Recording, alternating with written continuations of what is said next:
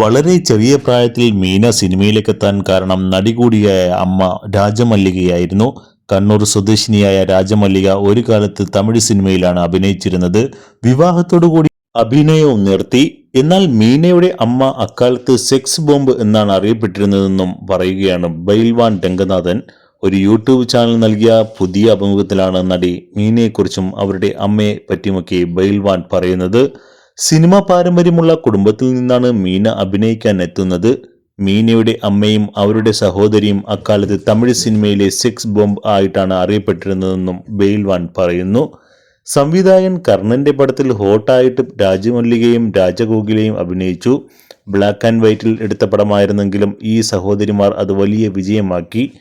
തമിഴിലാണ് ഇരുവരും അഭിനയിച്ചത്. അമ്മയും ചിറ്റയും അങ്ങനെ ഗ്ലാമറസായി അഭിനയിച്ചു വന്നിരുന്നുവെങ്കിലും മീന ആ രീതിയിലേക്ക് എത്തിയിരുന്നില്ല, ബൈൽവാൻ പറഞ്ഞു.